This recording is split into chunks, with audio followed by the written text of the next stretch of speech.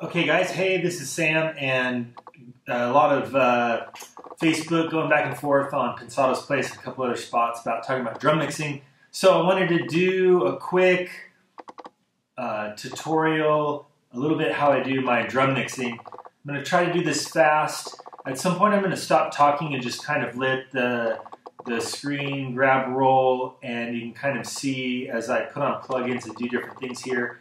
A question someone had about adding in drum samples into a drum mix. So I'm going to show a little bit, real quick, two different ways of doing that. One's a program called Drumagog that I'm sure a lot of you are familiar with. So that's a real quick, easy way, and I'm just going to show you how I set that up. And then also, going to, what was the other thing I wanted to cover? I'm just going to show you some tricks that I've figured out and learned over time. This is just a scratch track. It was not done here in my studio. It was something that was given to me by a drummer, cut some drums for a song.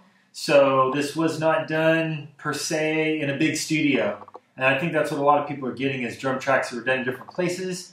So just wanted to give something that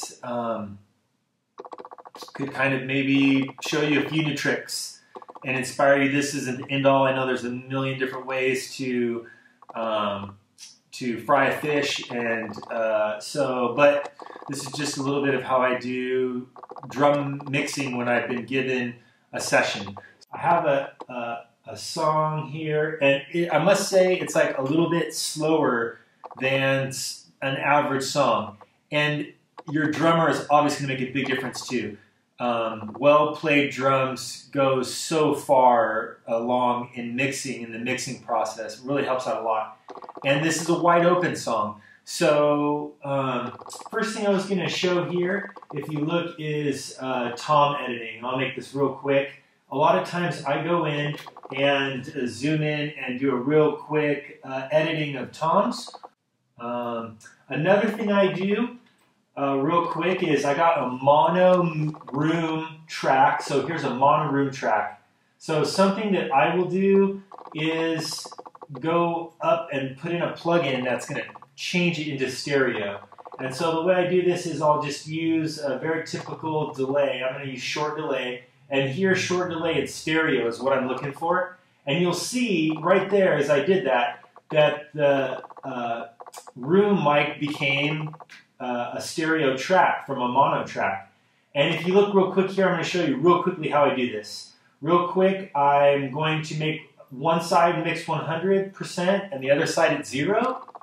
Then I'm going to lower pretty much all of these down so that it's not really being affected by anything other than one side of the delay. I'm going to put a very short, like 96.96 millisecond delay on there. And that's going to take those two tracks and slide one of them back a little bit. And so it creates a false illusion and pushes the room track out to the sides like you would have on your overheads. So that is one trick that I do.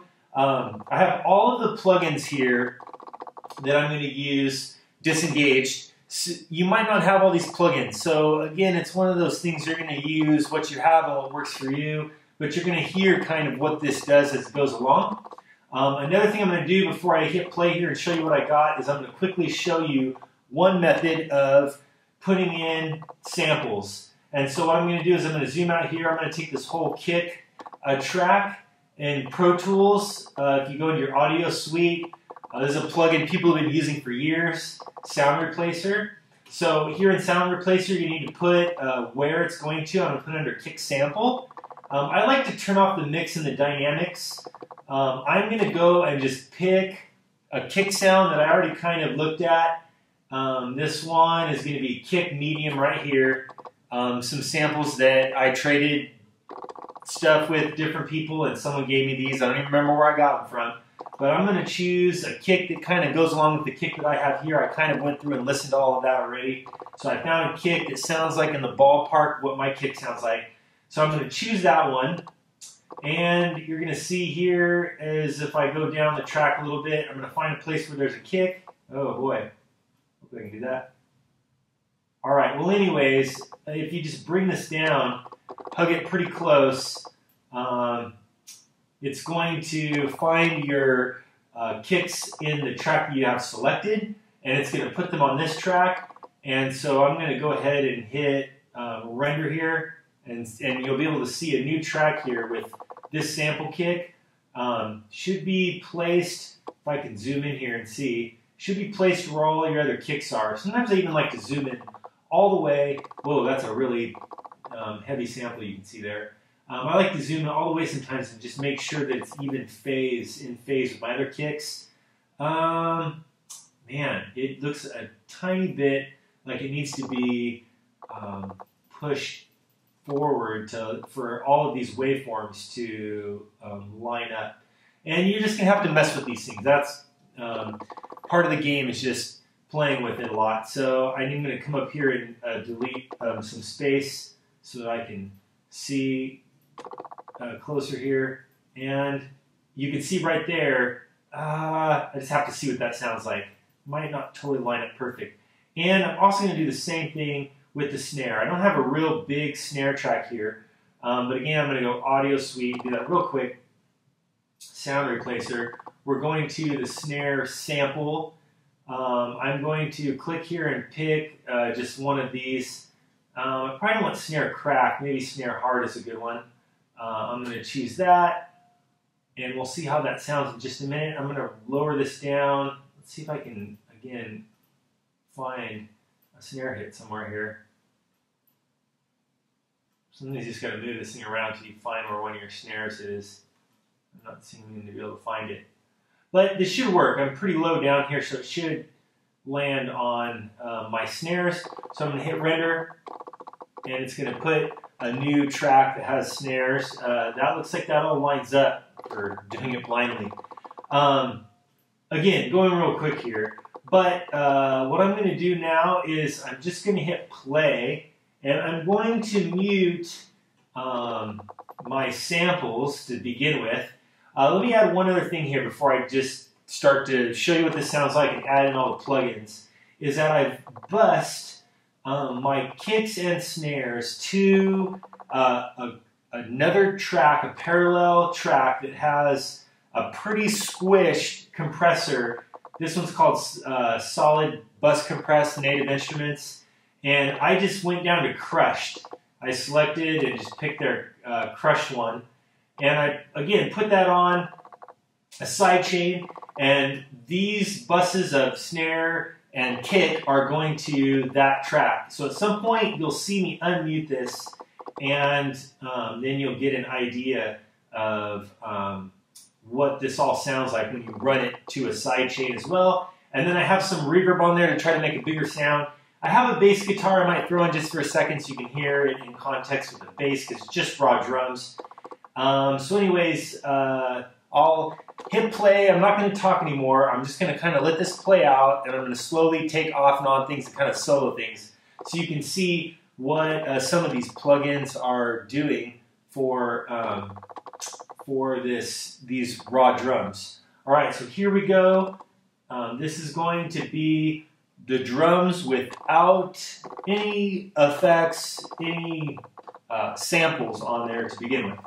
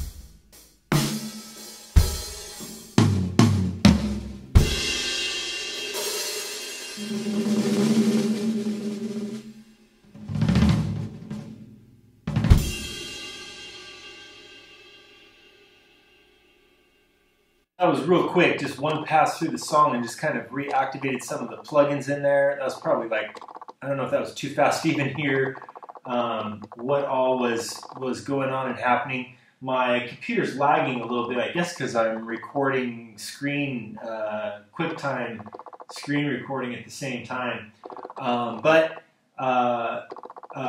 Another question someone had, I'm just remembering, was about how to put like a Renaissance bass plugin that you see right here on the kick track without it getting too muddy, and how to know how to dial that in.